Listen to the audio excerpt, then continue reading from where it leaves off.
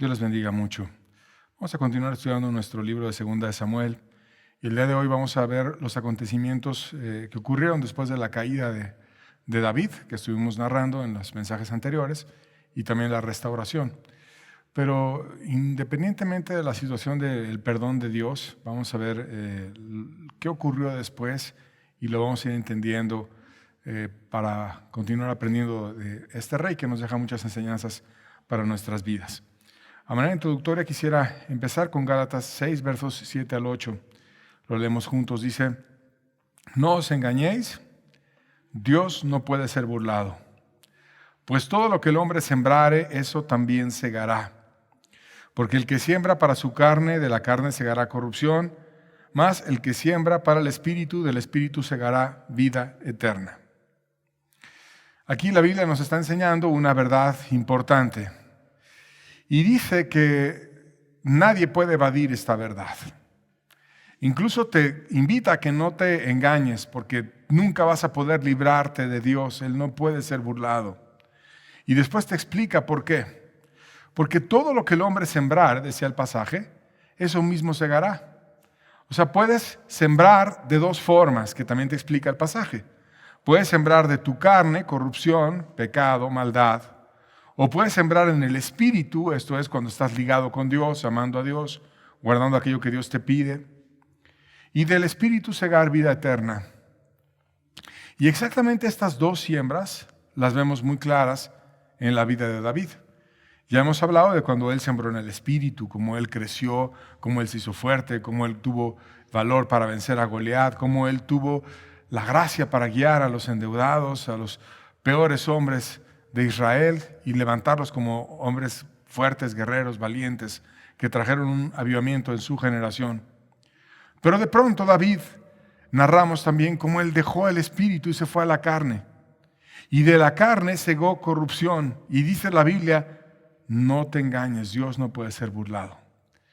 Y así como hemos descrito la cosecha de David en la parte espiritual y la bendición que hubo en la nación y cómo hubo una restauración en todo el país, vamos a ver también la parte corrupta de la vida de David, aunque vimos cómo Dios lo perdonó, pero sin embargo el perdón no le quitó el que él tuviera una cosecha de todos esos actos que él hizo. Y la Biblia dice: no te engañes. Entonces, con esta introducción quisiera hacer una oración juntos a Dios para que Él nos ayude a entender esta verdad. Padre bueno, te pedimos que no seamos engañados nosotros mismos. Que verdaderamente este pasaje pueda quedar claro en nuestra mente y en nuestro corazón, Señor, y que aprendamos a sembrar en el Espíritu y a estar advertidos también de las siembras que se hacen en la carne, Señor, a través de estos ejemplos que tú nos dejas en tu palabra. En el nombre de tu Hijo amado te lo rogamos. Amén. Sobre la siembra y la cosecha, me llama la atención una frase que una vez leí abriendo el periódico, y decía una cuestión bastante simple: cualquiera puede contar las semillas que hay dentro de una manzana, pero solo Dios sabe las manzanas que hay dentro de una semilla. Y exactamente esta frase pasa en las cuestiones de la siembra y la cosecha, porque cuando tú puedes tener una semillita y la siembras como una de manzana, o partir una manzana y tener 3, 4 semillas dentro y contarlas y decir: aquí hay 3 o 4 semillas. Pero cuando siembras esas semillas después, y a veces pasa mucho tiempo, como en el caso de un árbol frutal, porque antes de que empiecen a dar frutos pasan años, no es a los 6 meses o 10 meses, sino a veces pasan 3, 4, 5, 6, 8 años, depende del fruto del que estemos hablando, para que se pueda dar una madurez en el árbol y empiece a venir una gran cantidad de fruto. Y a veces podemos tener siembras que pueden ser aparentemente pequeñas, pero una cosecha enorme. De las dos formas, ya sea en el Espíritu para dar vida eterna, o de la carne para traer corrupción. Y nos enfocaremos en la cosecha negativa de David en este mensaje, dado que ya hemos hablado de la cosecha positiva, y vamos a describir primeramente la siembra que tuvo David, recordándola juntos. Primero, en cuanto a su familia, David fue un padre consentidor con sus hijos. Primera de Reyes, capítulo 1, versos 5 al 6, dice la Biblia: entonces Adonías, hijo de Haggit, se rebeló diciendo: yo reinaré. Y se hizo carros y gente de a caballo y de 50 hombres que corriesen delante de él. Y su padre nunca le había entristecido en todos sus días al decirle: ¿por qué haces así? Además, este era muy hermoso, de muy hermoso parecer, y había nacido después de Absalón. Ahí estamos viendo a un hijo de David y de Haggit, que él se levantó y dijo: yo voy a reinar. Y empezó a armar toda una estrategia para ser el rey, y puso hombres para que fuesen corriendo y lo estuviesen procurando, etc. Y te dice, su padre nunca le había entristecido, nunca le había entristecido. O sea, estaba súper consentido Adonías, y todo lo que él hacía, su padre lo veía, pero no le entristecía, no lo regañaba, no le decía: eso que tú estás haciendo no está bien, no lo disciplinaba cuando era necesario, sino lo dejaba hacer lo que él quisiera hacer. Entonces David falló mucho en ser un padre consentidor con sus hijos. Esa es la primera siembra que vamos a ver. Y eso es sembrar en la carne, porque es más fácil dejarlos hacer lo que sea y lo que sus impulsos los lleven a hacer, y no meterte a ir y educar y reprender o orientar, o según sea el caso. Esa es la primera siembra de David que vamos a analizar hoy. Y la segunda es la que hizo en la perversidad con Betsabé y Urías cuando lo mató. Y vamos a recordar la advertencia que Dios le dio a través del profeta Natán de cómo le iba a venir una cosecha después de haber sembrado tal perversidad. Segunda de Samuel 12, versos 10 y 12, lo leemos juntos. Dice: por lo cual ahora no se apartará jamás de tu casa la espada, por cuanto me menospreciaste y tomaste la mujer de Urías Eteo para que fuese tu mujer. Así ha dicho Jehová: he aquí yo haré levantar el mal sobre ti de tu misma casa, y tomaré tus mujeres delante de tus ojos, y las daré a tu prójimo, el cual yacerá con tus mujeres a la vista del sol, porque tú lo hiciste en secreto, mas yo haré esto delante de todo Israel y a pleno sol. Y aquí hemos narrado en enseñanzas previas cómo David destrozó una familia, asesinó al esposo de esa familia, que era Urías, sedujo a su esposa y cometió adulterio, y después hipocresía en extremo. Y también vimos cómo es que logró tener un arrepentimiento y una restauración. Sin embargo, todo acto que hagamos en esta tierra va a tener consecuencias. Independientemente de que Dios te perdone la maldad que hiciste, como en el caso de David, que alcanzó el perdón de Dios a través de una humillación profunda de su corazón, y cómo quebrantó su corazón orgulloso y soberbio y se humilló, tuvo consecuencias de sus actos. Por eso dice la Biblia: no os engañéis, Dios no puede ser burlado. Porque a veces la gente se engaña diciendo: no, es que ya me arrepentí, o es que ya cambié, o después me arrepiento, después cambio, después esto o lo otro. Y Dios quizás te puede perdonar si tu arrepentimiento es profundo y genuino y realmente eres diligente en buscarlo y no lo haces con superficialidad. Dios puede venir y te puede perdonar. Mas la cosecha la vas a tener, hagas lo que hagas. Buena o mala, no la puedes evitar. Y después de haber descrito esas dos siembras de la indiferencia de David para con sus hijos cuando hacían cosas inadecuadas, y de la gran maldad que tuvo con la familia de Urías y Betsabé, vamos a ver ahora la cosecha, que además estaba profetizada, que le iba a venir a David. Y bueno, habíamos narrado cómo Betsabé había quedado encinta de David, y todo empezó con la muerte del niño que había tenido con Betsabé. Segunda de Samuel 12, versos 18 la primera parte y 21 al 24 la primera parte. Dice: y al séptimo día murió el niño, y temían los siervos de David hacerle saber que el niño había muerto. Y le dijeron sus siervos: ¿qué es esto que has hecho? Porque el niño, viviendo aún, ayunabas y llorabas, y muerto él, te levantaste y comiste pan. Y él respondió: viviendo aún el niño, yo ayunaba y lloraba, diciendo: ¿quién sabe si Dios tendrá compasión de mí y vivirá el niño? Mas ahora que ha muerto, ¿por qué he de ayunar? ¿Y por qué? ¿Acaso yo le podré volver? Yo voy a él, mas él no volverá a mí. Y consoló David a Betsabé, su mujer. Aquí estamos retomando la historia de cuando el niño nació y enfermó gravemente. Y entonces David, que ya había buscado el perdón y había afligido su alma y se había arrepentido y muchas cosas, oró y ayunó y buscó la gracia y le rogó a Dios que el niño no muriera. Sin embargo, el niño terminó muriendo, porque él había traído la muerte a otra familia y ahora iba a cosechar la muerte en su familia. Y a Dios no le agradó darle la vida al niño, sino terminó permitiendo que el niño muriera. Y claro, el niño va al cielo. Y David dice, yo lo único que puedo hacer es prepararme para ir a aquel lugar al cual el niño va.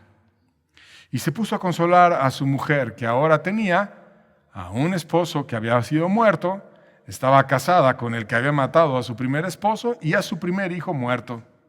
Y esto es tristísimo para la vida de Betsabé. Y no debió haber sido fácil el que David la consolara y la manera en la que le debió haber pedido perdón y buscar hacer lo mejor por ella. Pero empezaba David una cosecha que fue grande, muy grande, y vamos a seguirla narrando. Más adelante un hijo suyo se enamoró de su media hermana. Recuerda que estamos hablando de una sociedad polígama, y entonces teniendo varias mujeres, los hombres en ocasiones, sobre todo un rey que tenía los medios para mantenerlas, pues tenían hermanos que entre sí en ocasiones eran hermanos completos de padre y madre, pero también medios hermanos cuando eran hijos de diferentes mujeres. Y un hijo suyo se enamoró de su media hermana y procuraba su mal. Segunda Samuel 13, versos 1 y 2 dice, aconteció después de esto que teniendo Absalón, hijo de David, una hermana hermosa que se llamaba Tamar, se enamoró de ella Amnón, hijo de David.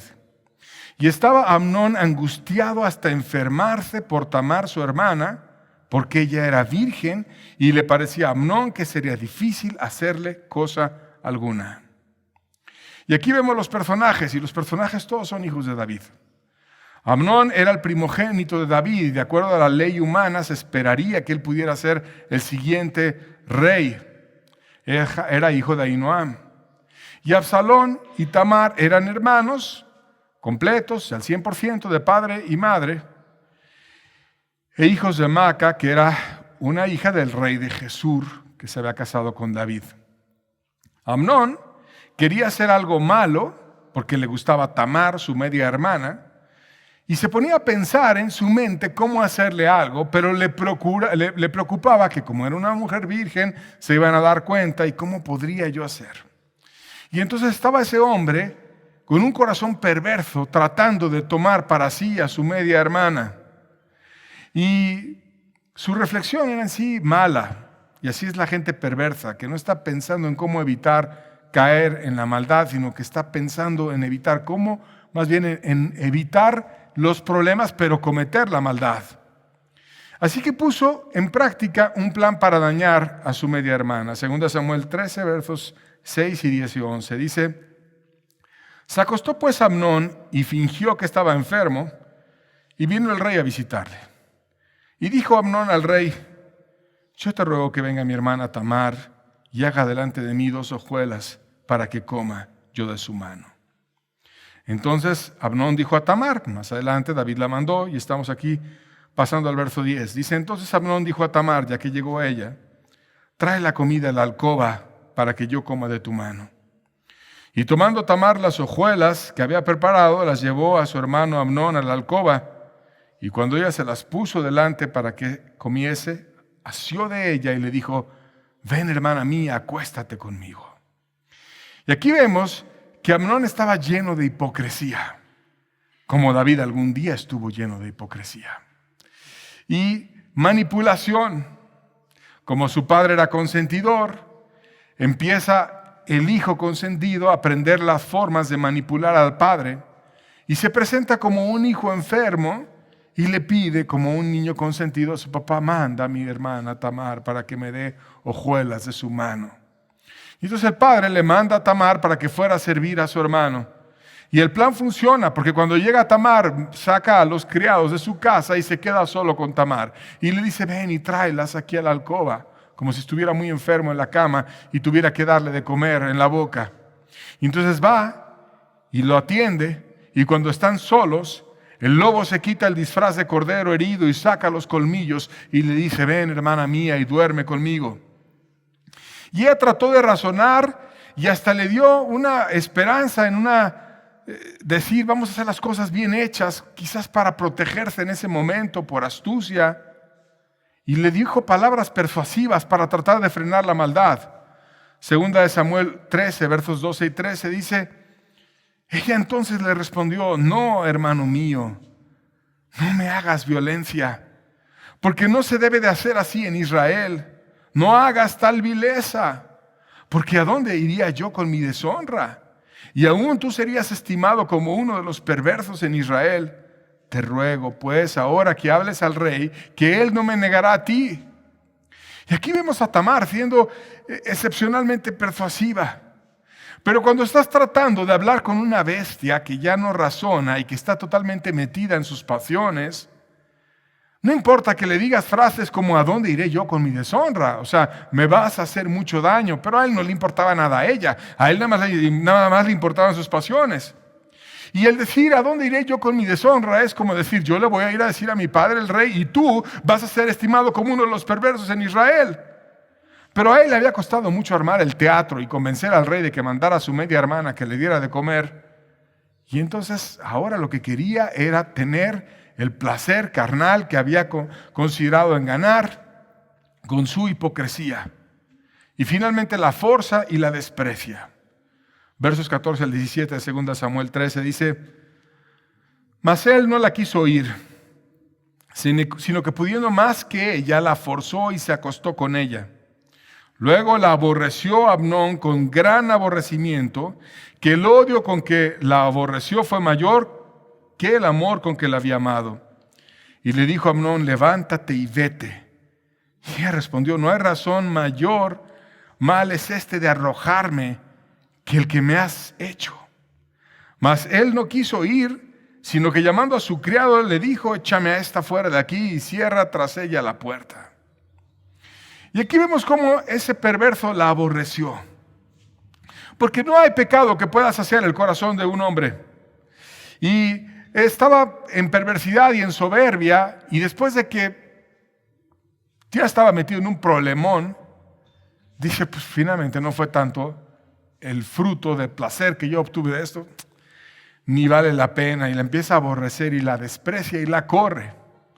Y ella se siente tan altamente humillada por una persona que no tenía empatía, que no sentía el dolor que ella tenía después de que había sido abusada, sino que se siente totalmente mal. Le dice: es peor lo que me estás haciendo al correrme de esta manera de tu casa, en vez de tratar de darle solución a esto.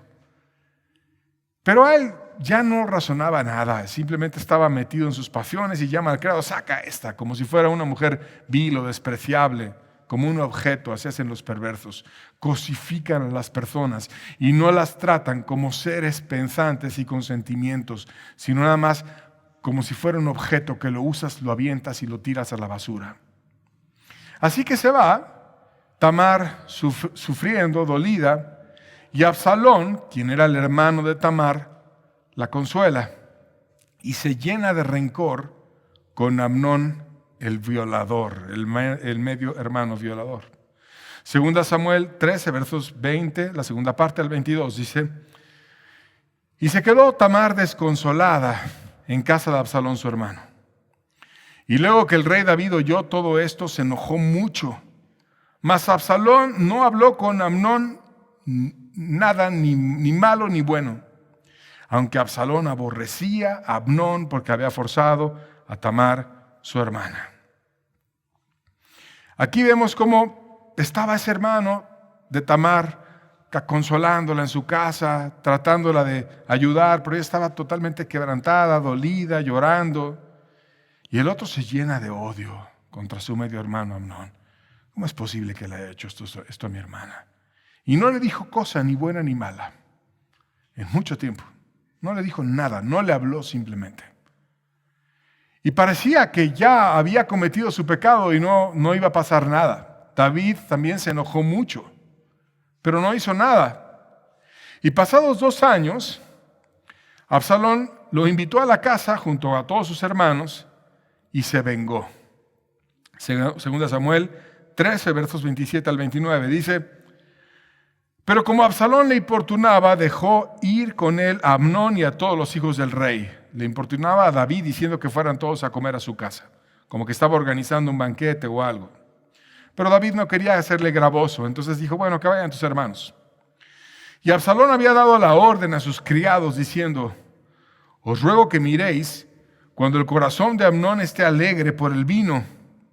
Y al decir yo, herid a Amnón, entonces matadle y no temáis, pues yo os lo he mandado. Esforzaos pues y sed valientes. Y los criados de Absalón hicieron con Amnón como Absalón les había mandado. Entonces se levantaron todos los hijos del rey y montaron cada uno su mula y huyeron. Y entonces llama a sus hermanos, pero nada más iba por uno, que era Amnón. Ahora estaba en su territorio, ahora tenía sus criados, ahora sus hermanos eran los convidados, la gente le reportaba a él, y entonces ahora sí puedo ir y vengarme de mi hermano. Y ustedes lo van a matar y no van a tener problemas porque el que les está dando la orden soy yo. Y ustedes van a ser valientes y se van a esforzar. Y fueron y lo mataron y se vengaron. Y los demás tuvieron tal temor que tomaron su mula cada uno y huyeron pensando que podrían llegar a morir todos. Y así fue como murió ese perverso violador.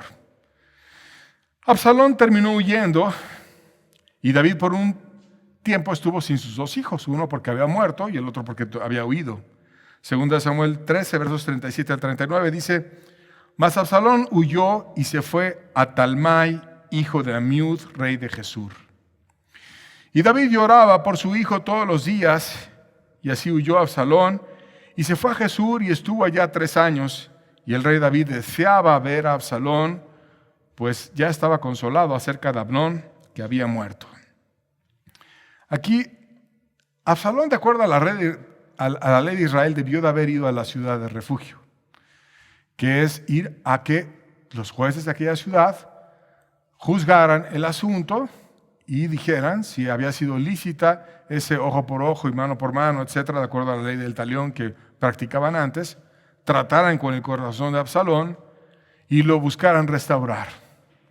Pero aquí vemos a un hijo caprichoso que no va de acuerdo a lo que decía la ley en su propio país, sino que se va con su abuelo, que era rey de Gesur. Recuerda que su madre era una princesa, hija del rey, que se había casado con David. Y entonces se va con su abuelo. Y su abuelo tenía otras ideas, era rey y empezaba a tener formas de cómo ganar el liderazgo y muchas cosas que le pudo haber enseñado a Absalón, que además después llegó a utilizar. Pero es interesante que él no va y busca la restauración como Dios la había dejado a través de gente sabia que te guiara y te ayudara, sino lo hizo todo a su manera. Finalmente después, por mediación de Joab, Absalón regresó y empezó a su llegada a Israel a hacer una campaña de promoción de su persona como el nuevo dirigente. Segunda Samuel 15, verso 2, dice: y se levantaba Absalón de mañana y se ponía a un lado del camino junto a la puerta. Y cualquiera que tenía pleito y venía al rey a juicio, Absalón le llamaba y le decía: ¿de qué ciudad eres? Y él respondía: tu siervo es de una de las tribus de Israel. Y aquí parecía un hombre en campaña, como un político en campaña, que todos iban a ver al rey y antes de entrar al palacio, pues estaba un hijo del rey, Absalón. Y le decía: oye, ¿de qué ciudad eres? Y lo empezaba a entrevistar. Y empezaba a oír el problema del otro y decía: ay, un hijo del rey me está oyendo, me está poniendo atención. Entonces todos los hombres importantes de la nación iban a hablar con David, pero antes él los filtraba y hablaba con ellos, quizás aconsejado por su abuelo, el rey de Gesur. Pero como David dejaba a sus hijos hacer lo que fuera y no los incomodaba, no revisaba, sino ellos hacían lo que fuera, pues Absalón estaba acostumbrado y empezaba a hacer una campaña por su propia persona. Y dentro de esa campaña que él hacía, le decía a la gente lo que quería oír para que se promoviera a sí mismo, que es pura astucia manipuladora. Versos 3 al 6 de 2 Samuel 15 dice: entonces Absalón le decía: mira, tus palabras son buenas y justas, mas no tienes quien te oiga de parte del rey. Y decía Absalón: ¿quién me pusiera por juez en la tierra para que viniesen a mí todos los que tienen pleito o negocio, y yo les haría justicia? Y acontecía que cuando alguno se acercaba para inclinarse a él, él extendía la mano y lo tomaba y le besaba. Y de esta manera hacía con todos los israelitas que venían al rey a juicio, y así robaba a Absalón el corazón de los de Israel.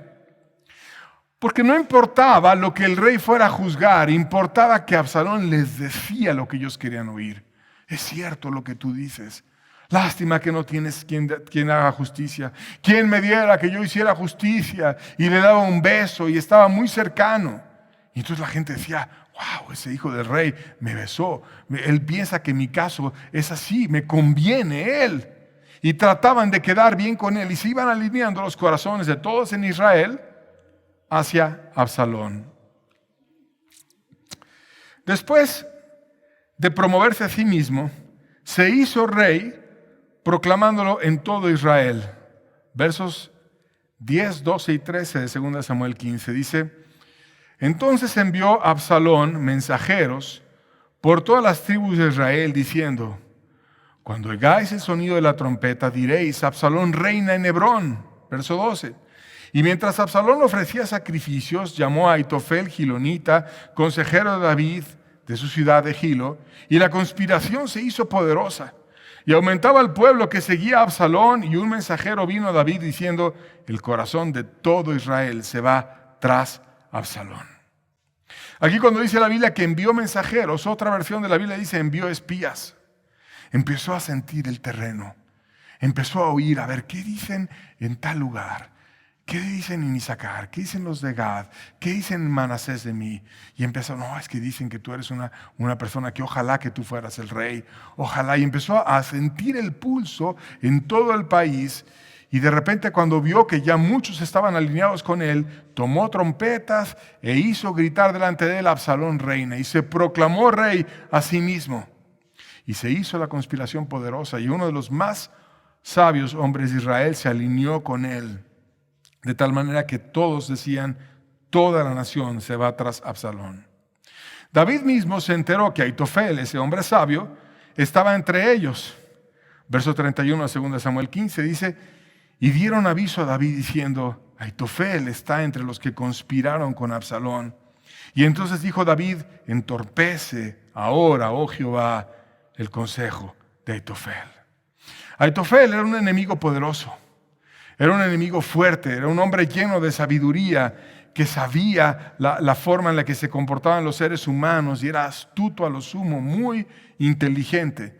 Y entonces David, cuando empezó que se armó una revolución, una conspiración grande, dijo: oh Dios, solo tú puedes entorpecer el consejo de ese hombre sabio. Y la razón de la petición de David era que era en extremo certera la palabra de Aitofel y que se valoraba como si fuera la de Dios mismo. Segunda Samuel 16, verso 23 dice: el consejo que daba Aitofel en aquellos días era como si se consultase la palabra de Dios. Así era todo consejo de Aitofel, tanto con David como con Absalón. O sea, era una persona que trascendió. Era una persona llena de inteligencia, que había respeto y había reverencia ante la palabra que salía de su boca. Y su palabra era certera. Casi siempre cuando decía: lo que va a pasar es esto, pasaba. Y debes de actuar de esta forma. Se hacía lo que Aitofel decía y resultaba ser cierto. Pero parecía una persona inflada, porque ¿quién en su sano juicio podría oír que el pueblo decía que era como si se consultase a Dios el ir a Aitofel y no pararlos y decir: oye, espérate. Una cosa es Dios y otra cosa es un consejero.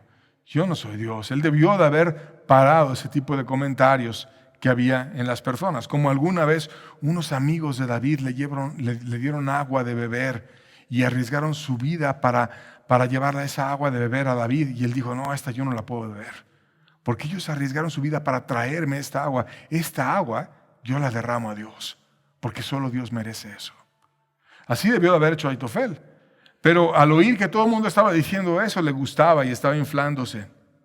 Y ese hombre, que era sabio, aunque se estaba inflando, era un hombre que era abuelo de Betsabé. Y esta parte es muy importante entenderla. 2 Samuel 23, verso 34, dice, hablando de las generaciones, Elifelet, hijo de Asbai, hijo de Maaca, Eliam, hijo de Ahitofel, Gilonita. Y aquí la parte que quiero exaltar es Eliam. Y ese Eliam era hijo de Ahitofel. Aquí vemos que Ahitofel era el abuelo, Eliam era el padre, y ahora vamos a ver quién era la hija de Eliam. 2 Samuel 11, verso 3 dice, envió David a preguntar por aquella mujer y le dijeron, aquella es Betsabé, hija de Eliam, mujer de Urías Eteo. Entonces ya entendemos la familia completa. Ahitofel era el abuelo, Eliam era el padre y Betsabé era la hija. Y entonces Ahitofel, al ver que a su nieta le habían hecho sufrir y la habían quebrantado porque le habían matado al marido, se llenó de odio y se llenó de rencor. Y no le dijo nada a David, era muy sabio, siguió haciendo su trabajo, pero ya tenía odio y rencor en el corazón, siguió siendo consejero. Y empezó a ver a Absalón cómo se empezaba a ganar a todo el pueblo tras de sí. Y empezó a alinearse con Absalón y ayudarle para que se hiciera una conspiración poderosa. Porque tú puedes hacer maldades como había hecho David, pero a la gente se hiere y la gente se ofende. Y la gente en ocasiones se queda con rencor, como ese hombre Ahitofel, y empieza a escoger la maldad para vengarse. Y es peligroso. Por eso dice la Biblia, no erréis. Dios no puede ser burlado. Todo lo que el hombre sembrare, eso mismo segará. Y en su amargura, Ahitofel corrompió su sabiduría, recomendando perversidades. Vamos a ver lo que recomendó Ahitofel. 2 Samuel 16, versos 21 al 22, dice, y Ahitofel dijo a Absalón, llégate a las concubinas de tu padre que él dejó para guardar la casa. Y todo el pueblo de Israel oirá que te has hecho aborrecible a tu padre, y así se fortalecerán las manos de todos los que están contigo. Y entonces pusieron para Absalón una tienda sobre un terrado, y se llegó a Absalón a las concubinas de su padre ante todos los ojos de todo Israel. Y aquí vemos cómo se estaba cumpliendo la profecía que le había dicho Natán. Natán no era un hombre que gritaba ahí en la congregación nada más diciendo que era profeta. No, era un hombre que hablaba de parte de Dios, pero que lo que decía se cumplía. Y él había dicho que iba a pasar eso y pasó. Ahitofel aconsejó en su perversidad a Absalón, le dijo, ve y a las 10 concubinas que dejó David, mientras él huía, dejó 10 mujeres para cuidar el palacio. A esas 10 mujeres que eran sus concubinas, tú las escoges, y de a una por una le pusieron una tienda en un terrado para que estuviera alto y todo el mundo lo viera, y entraba una concubina y estaba Absalón por dentro y todo el mundo decía, ya está engañando a su padre con sus propias mujeres. La siguiente concubina, la primera, la segunda, la tercera, y así 10 concubinas. Entonces todo Israel decía, ¿qué cosa está pasando? Absalón se ha hecho aborrecible a su padre, y ahora ya no puede haber reconciliación entre ellos. Entonces tienes tú que escoger, o te vas con David o te vas con Absalón. Pero como al mismo tiempo Absalón había dicho, ay, quien me diera, yo te haré justicia, y manipulaba para que todo el mundo sintiera que iba a obtener el beneficio que querían oír, empezaron muchos a alinearse del lado de Absalón. El mismo Ahitofel en persona se ofreció ser aquel que matara a David.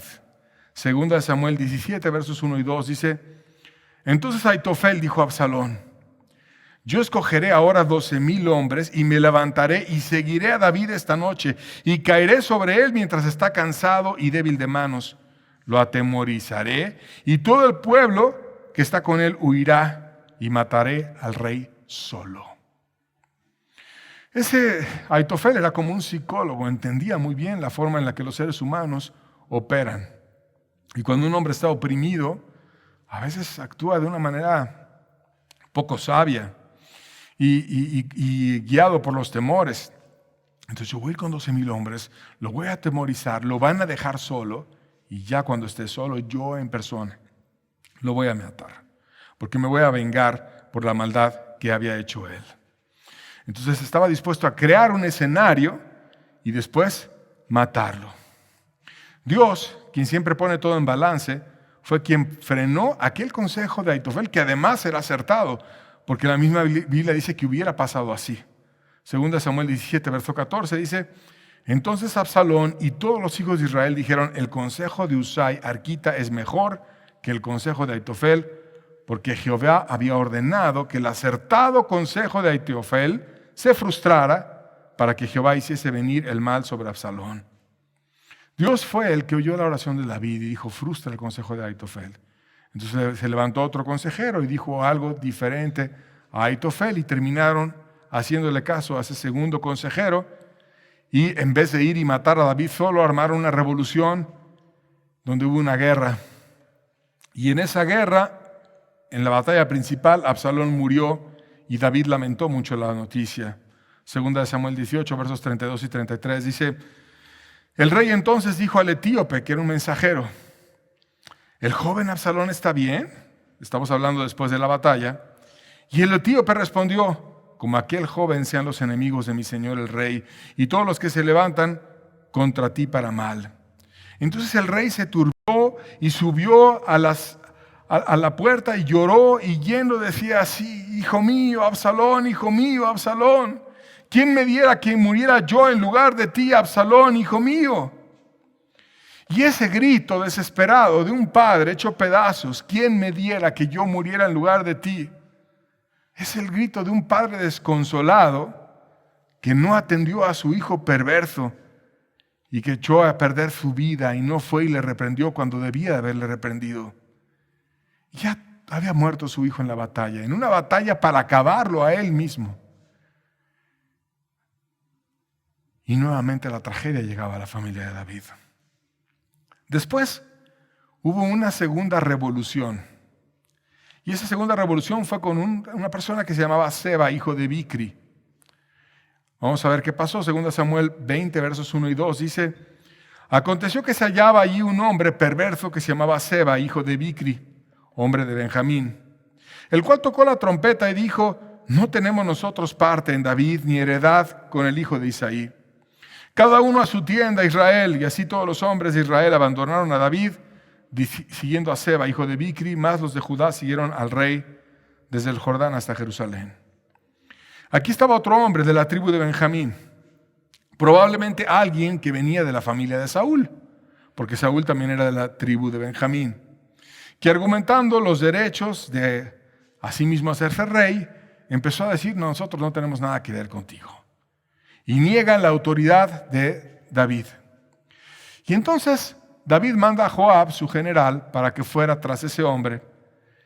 Y cuando llegó a rodear la ciudad para prender a ese hombre antes de que se hiciera peor la revolución, una mujer, y es muy interesante porque fue una mujer, para una guerra, primero que nada escuchando y tratando de entender el problema.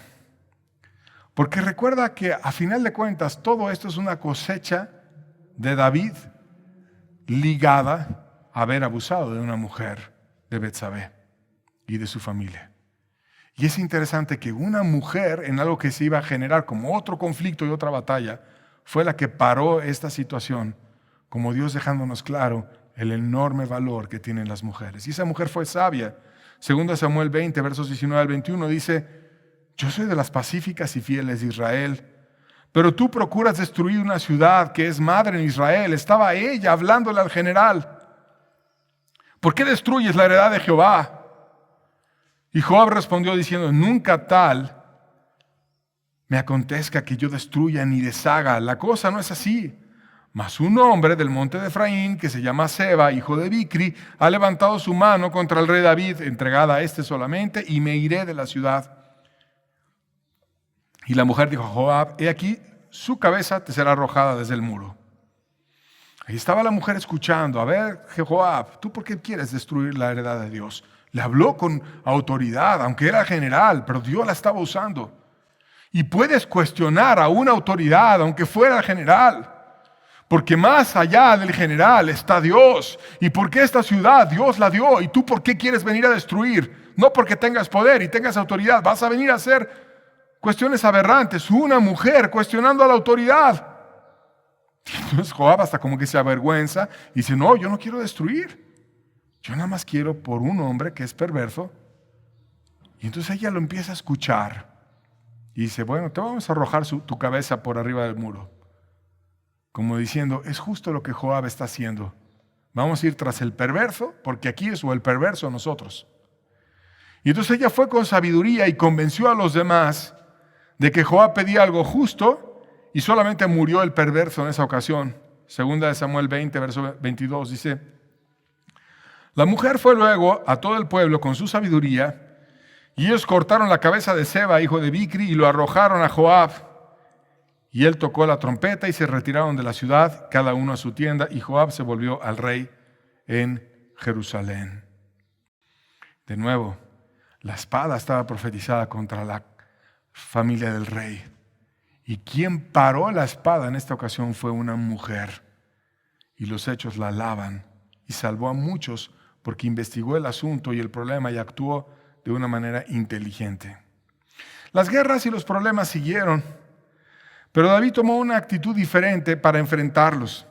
Ya no se quedó en casa apacentándose a sí mismo, como cuando cayó con Betsabé, que estaba paseando en el terrado mientras los demás estaban en batalla, sino que estaba ya esforzado y en una actitud distinta. Segunda Samuel 21, versos 15 al 17, dice, volvieron los filisteos a hacer guerra a Israel y descendió David y sus siervos con él y pelearon con los filisteos y David se cansó.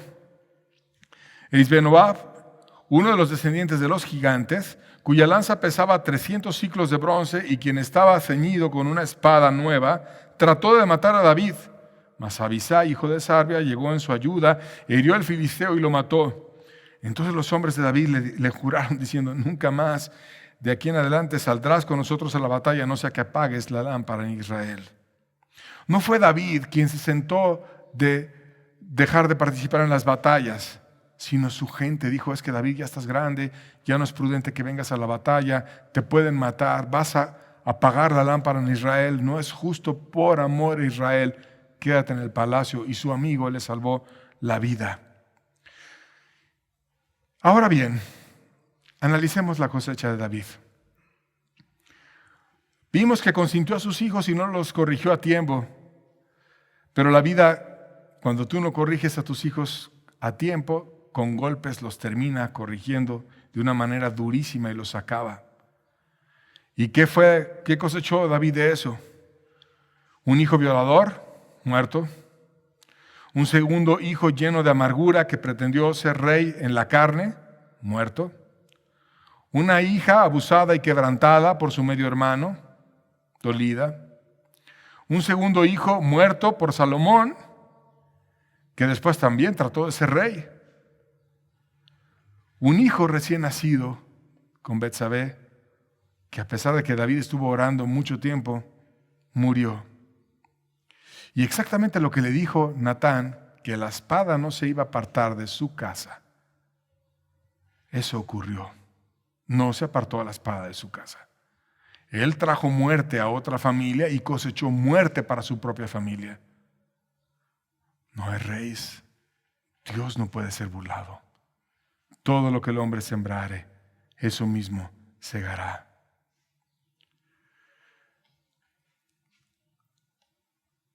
Dios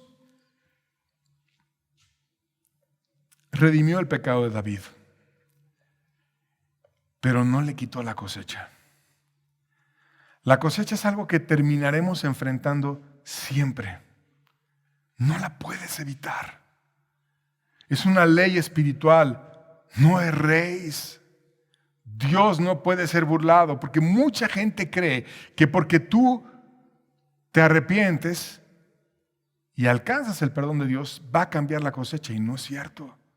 Si has sido descuidado con tu cuerpo, tendrás problemas. Si has sido descuidado con tu economía, tendrás problemas.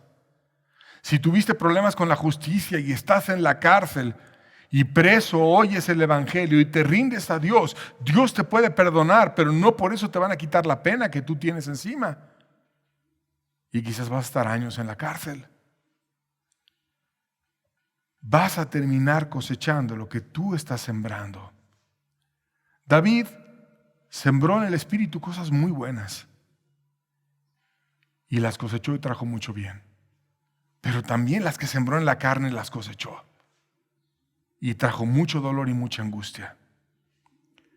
Y cuando estaba en medio de esas cosechas, que se daba cuenta cuánto se debió de haber arrepentido de haber hecho lo de Betsabé,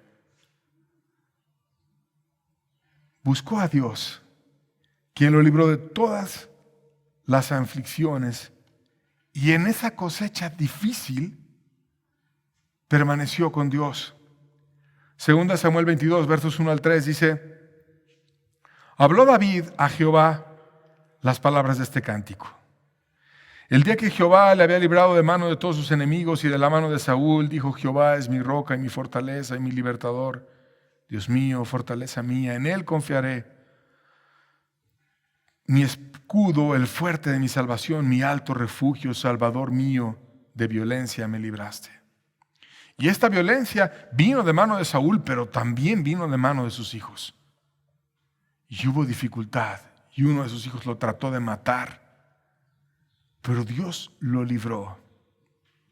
Entonces, cuando estemos cosechando las situaciones que nosotros mismos por nuestros pecados generamos, ¿qué debemos hacer? Buscar a Dios. Porque la cosecha no la vas a poder evitar. Y muchos por eso dejan el cristianismo, porque quieren un cristianismo romántico. Quieren un cristianismo sin cruz. Quieren un cristianismo donde todo sea fácil y automático. Y no, es buscar a Dios, dejar de sembrar el pecado y sembrar en el Espíritu. Pero vas a cosechar los problemas de lo que sembraste mal, y también después cosecharás las bendiciones de aquellas cosas que sembraste bien.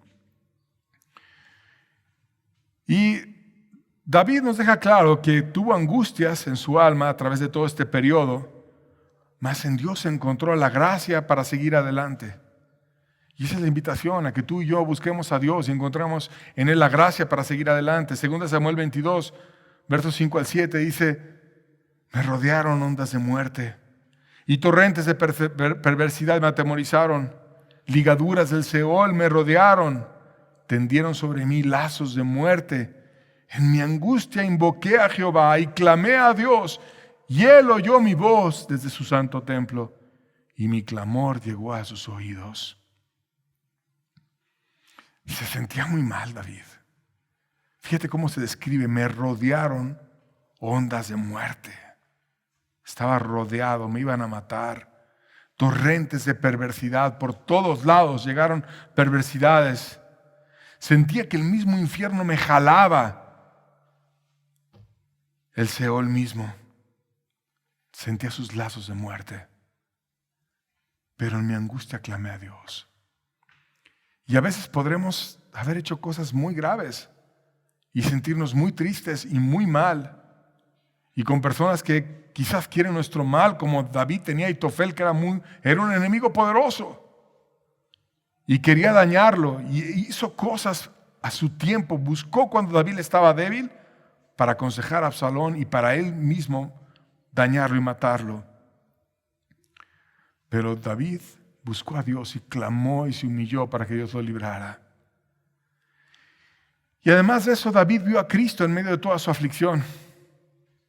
Perseveró cuando estaba en la cosecha mala, apoyándose de Cristo. Y quiero despedir la reunión con este último pasaje, donde David reconoció a Cristo, porque finalmente no es nuestra esperanza.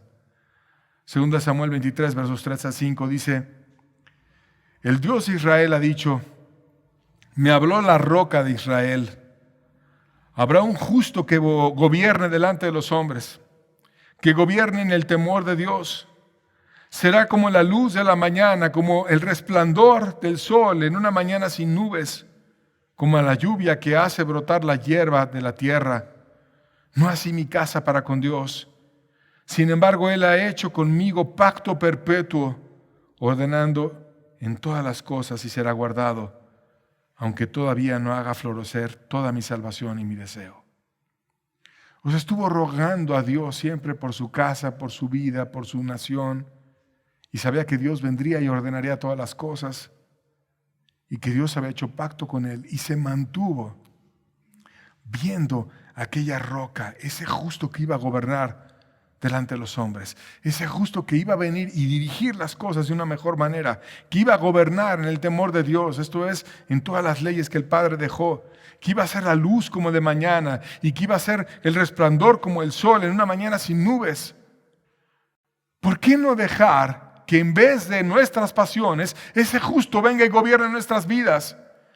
Si nosotros, en vez de nuestros pecados, nuestras maldades, nuestras concupiscencias, dejamos todo eso y vamos con aquel que es como el resplandor de la mañana, como una mañana sin nubes, y Él viene y nos gobierna, podremos guiar nuestra vida a través de toda dificultad y a buena siembra y a buena cosecha.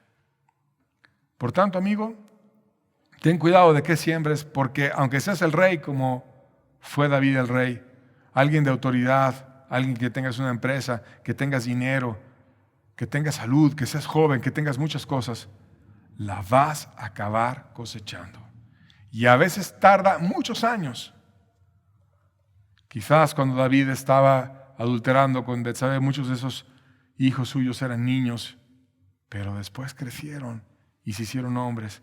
Y Dios retiró su bendición y los dejó en sus concupiscencias e hicieron cosas aberrantes. Y engañaron al mismo David como Absalón. No podemos evitar la cosecha. Por tanto, sé inteligente y siembra apoyado de aquel que está lleno de luz, que es Dios mismo, para que tengas pacto perpetuo con Él y te guíe en una vida que valga la pena. Solo tenemos una vida, debemos de sembrar de una manera adecuada para tener una cosecha digna como Dios merece. Fíjate lo que estás haciendo y pon atención y sé de Dios. La decisión es tuya. Dios te bendiga. Estamos despedidos. Que tengas buena tarde.